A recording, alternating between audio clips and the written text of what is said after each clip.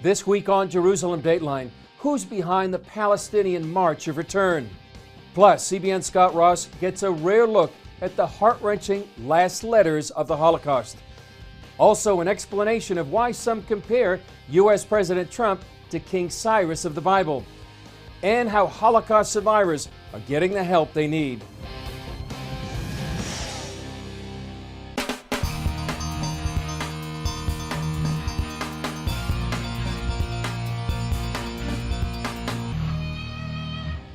Hello and welcome to this edition of Jerusalem Dateline. I'm Chris Mitchell. Israel's defense forces expect more Palestinians to march on the Israeli-Gaza border during the coming weeks of the March of Return. The leaders of Hamas hope to make Israel look like Goliath during their so-called peaceful border protests. But critics say their border infiltration is part of a larger war against the Jewish state and that they have plenty of helpers in that war. Last week, 18 Palestinians died when Hamas operatives and their supporters ignored warnings by Israel and charged the border with Gaza. This week, young Gazans are collecting thousands of tires to burn. They know Israel plans to use live fire to protect the border, and the goal is to engulf the area in smoke and flames and obscure the soldiers' vision. Why would they risk their own lives when they have no chance of physically taking back the Arab villages lost in the 1948 war against Israel? Itamar Marquez is the director of the Palestinian Media Watch. Tragically, what they have learned is that dead Palestinians make for good PR for the Palestinian Authority and for Hamas, and that is what this is all about. They want Israel to be forced to fire. They want their people to cross the border into Israel, to threaten Israelis, and to be shot and killed, because that is what wins the war for them. Hamas couldn't pose such a threat to Israel without help. So who's helping them? Middle East analysts say, look first to Turkey and Iran.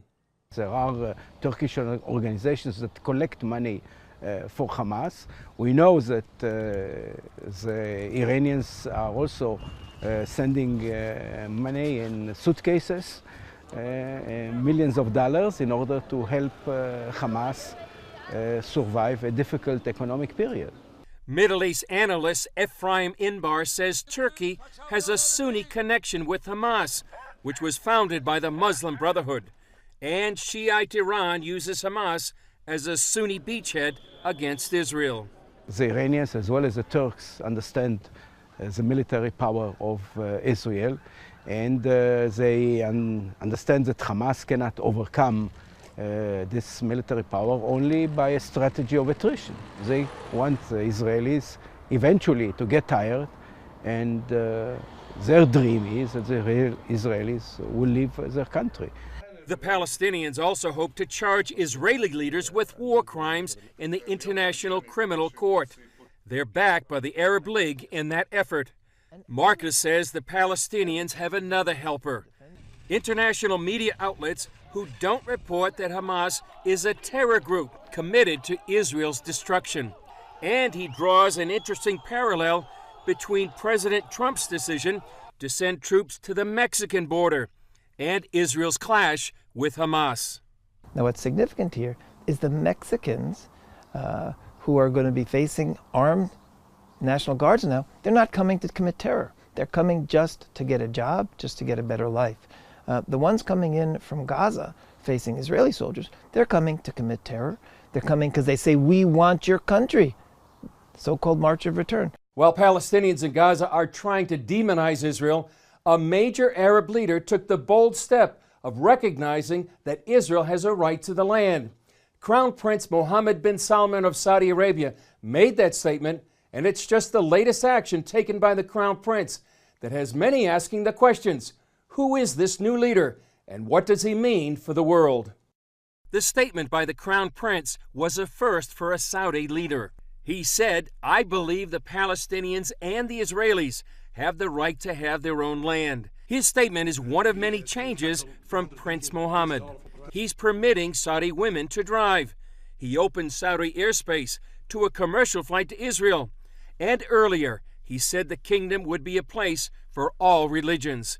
Evangelical leader Johnny Moore believes Ben Salman's changes signal a new day in the Middle East. I couldn't believe my ears, actually, when I was watching the news report where the Crown Prince of Saudi Arabia said directly, verbatim, he said, "This kingdom will become a kingdom for all religions."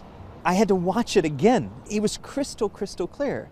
Now, when you think about this, I mean, this is Saudi Arabia, and yet there is this new openness. Many explain this new openness as an indication that Ben Salman wants to open up Saudi Arabia to the world. One more example, on April 1st, Saudi Arabia issued their first tourist visas. Middle East observers also see the growing relationship between Saudi Arabia and the Jewish state as a sign they both recognize Iran as a common danger. The Crown Prince even called Iran's Ayatollah Khamenei worse than Hitler. So they will stick to anyone who shares their fear from the Iranians. Islamic expert Mordecai Kadar believes Saudi Arabia is living out the saying of the Middle East, "The enemy of my enemy is my friend." They feel much more vulnerable than Israel. First of all, they are closer to Iran than Israel.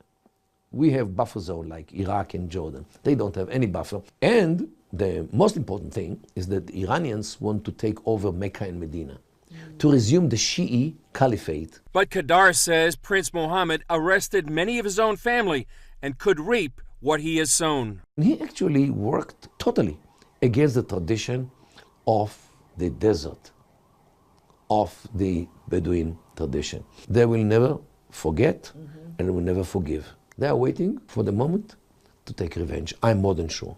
In the meantime, Moore sees the winds of change in the Middle East. It's a new day in the Middle East, and it actually seems like the Prince of Peace is at work. Up next, Scott Ross takes an up-close and exclusive look at the last letters of the Holocaust.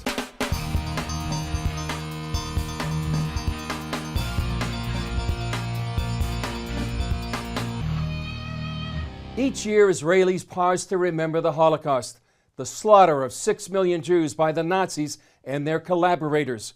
In talking about such a daunting subject, it's often hard to grasp the reality of each person's story, their life, family, hopes, and dreams.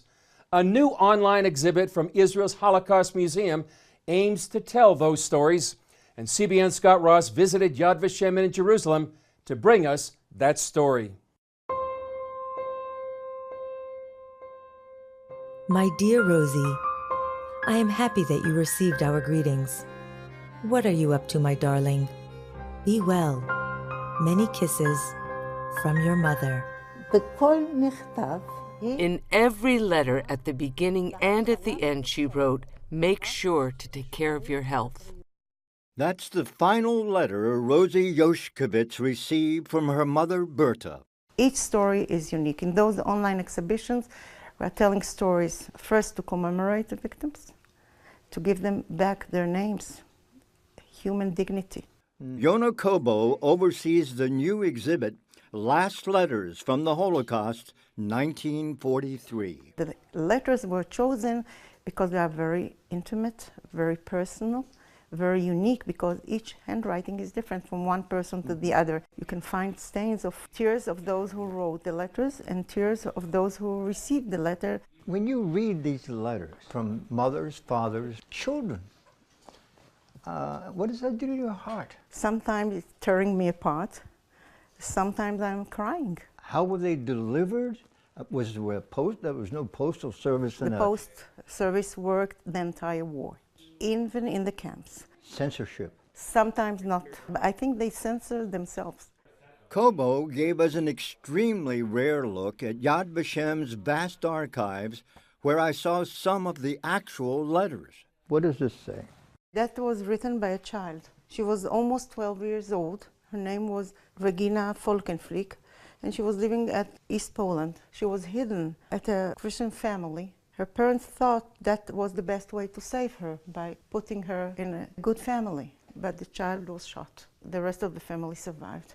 And her brother, now 84 years old, donated the letter to Yad Vashem. It's in Polish, and she's writing, "Dear mother and father and dear Dolik," her brother, be well, Mommy, don't be upset. Please forgive me, Mommy, for writing so little. And here's another one. That is another one written by a young woman, 19 years old, Rosette Bomblat. She was active in a group of underground movement in Paris. She helped saving other Jewish children. Her family was hidden in a village not far away from Paris. And Rosette is writing here in French. I'm only living for the day that we will be together again. All the family, except of Rosette and her oldest sister Sarah, survived and emigrated to Israel. She didn't. She didn't. She was transferred to Auschwitz. She was murdered in the camp. What about your family? My mother was born in Germany, and she has been through a ghetto, a labor camp, and a very, very long death march. She marched 800 kilometers by foot. My father survived Auschwitz. And they met after the war was over. And when I was older, like 35 years old, my father remembered to tell me his secret. He was a widow when he met my mom. He lost his first wife and baby daughter in Belzitz. I just recently found the name of his daughter. This online exhibit is just one of many at Yad Vashem, the main collection of Holocaust documentation in the world. So one of the main missions of Yad Vashem is to collect into one place all the documents, all the evidence about the fate of Jews during the Holocaust.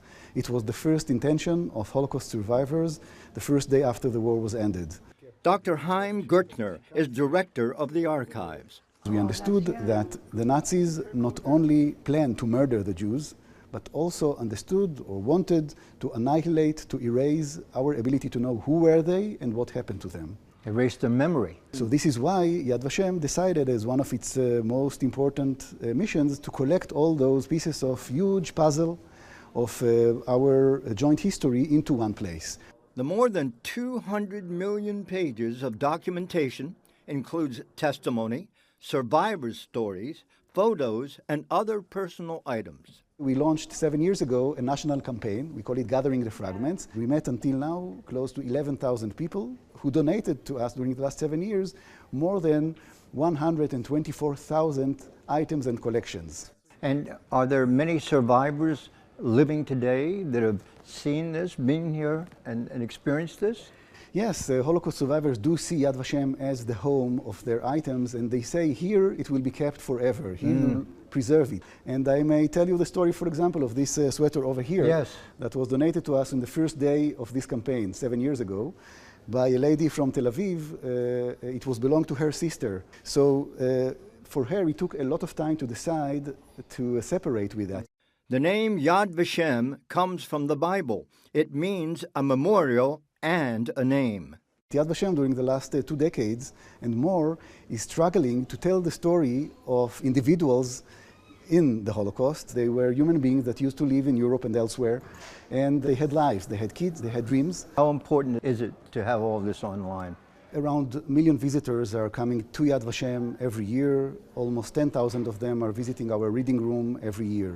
But last year, more than 19 million people all over the world, Jews and non-Jews, used our databases online. Because you're around this and have explored this and researched it, do you become jaded at all? I mean, it has to affect your heart. I am a son of a Holocaust survivor myself. I was going to ask you that. I think that as an educator, our mission here to educate the next generation is what gives us the strength to think ahead, what to do with that story for generations to come. Scott Ross for CBN at Yad Vashem in Jerusalem.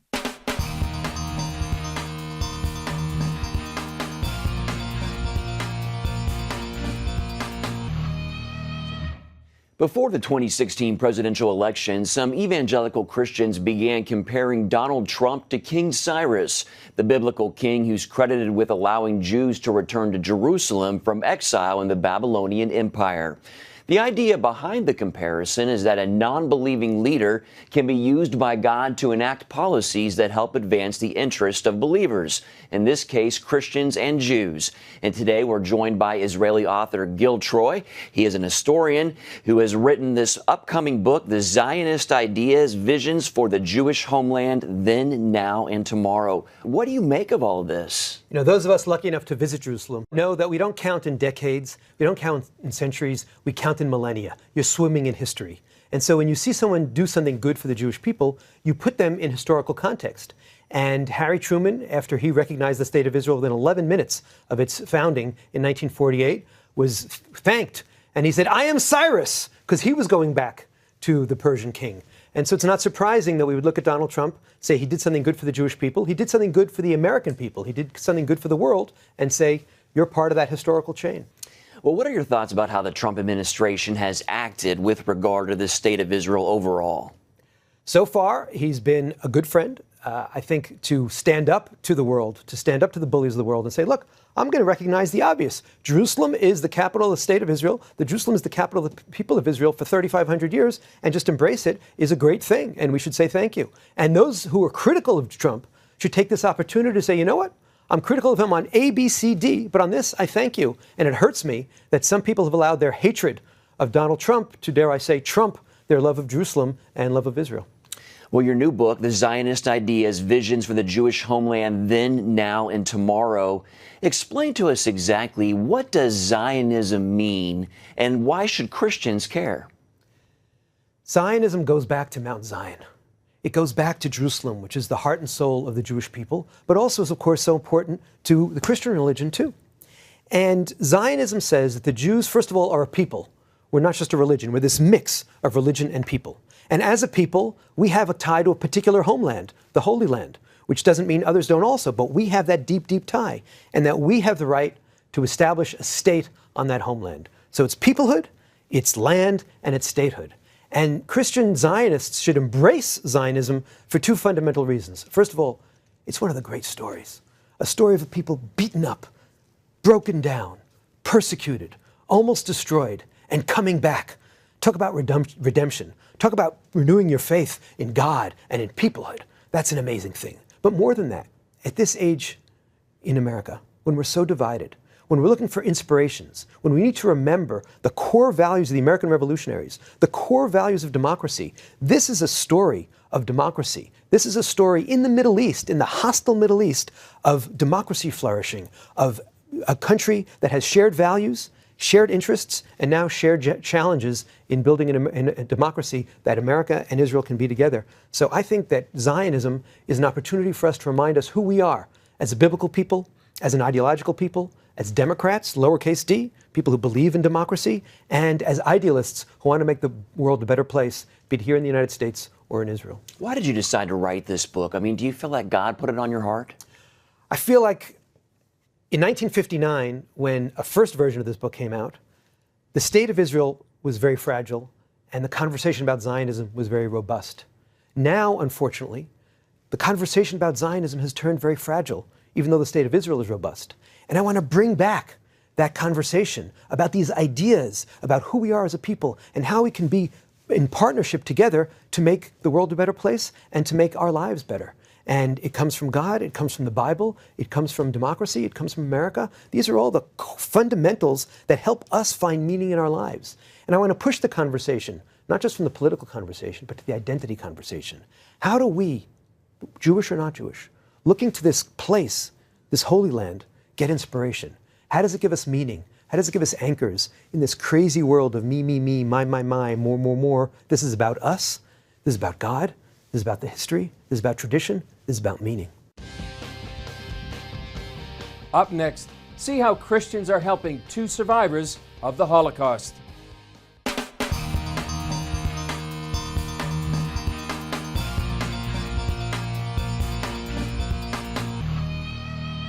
Isaac and Luba are Holocaust survivors living in Israel. See how Christians are brightening their day and helping them make ends meet. Isaac and Luba enjoy tending the flowers together on their balcony. It's a good distraction from their horrific memories of life as children in the Ukrainian ghettos of World War II. I remember those moments in the ghetto better than I remember yesterday. The Nazis came and they went from town to town killing the Jews. There was a Christian man who owned a bakery in our area, and when the Nazis came, he told them that there were no Jews here, so they went on. Both Isaac and Luba's fathers were fighting on the front with the Red Army, so their families had to survive in the ghetto on their own. Jews in the ghetto could not leave, and there was very little food. More than 10 people were forced to live in our small home, and they slept wherever they could. It was so cold, and disease spread. Half the population of the ghetto perished. One day I was with my mother in the square, and a soldier threatened to shoot us if she did not give up her gold earrings. She did, and he let us go. After they ran out of things to barter with, Isaac learned how to sew gloves and other clothing, which helped him and his mother endure until liberation. Both Luba and Isaac lost many family members and friends by the end of the war. It's something you never forget. It forever sits in your head and in your heart. And it's there. It's always there. Isaac and Luba met after the war and started a family, eventually moving to Israel. They will soon celebrate their 60th anniversary. But in recent years, they've started to feel isolated, and it's been difficult for them to come up with enough money for food. So CBN Israel regularly takes them groceries. It means so much to us when you come to our house and bring us food. It means much more than material help. You give us happiness that is worth millions. We also put on special events for Holocaust survivors throughout Israel, like this one, Christ Church in Jerusalem's Old City. Survivors share their stories with Christians, and Christians honor them with songs and fellowship. We treat them to a meal and give each Holocaust survivor a walker or cane if needed. It's a miracle when Christians meet us and they want to know us and they want to hear our story. My spirit is lifted and there is a joy in my heart. We live for meetings like this with you. Thank you so much to the Christians that love us. Because we love them, I don't know what could be better. We have the same God, and God unites us. Well, that's all for this edition. Thanks for joining us. Remember, you can follow us on Facebook, Twitter, Instagram, and YouTube. I'm Chris Mitchell. We'll see you next time on Jerusalem Dateline.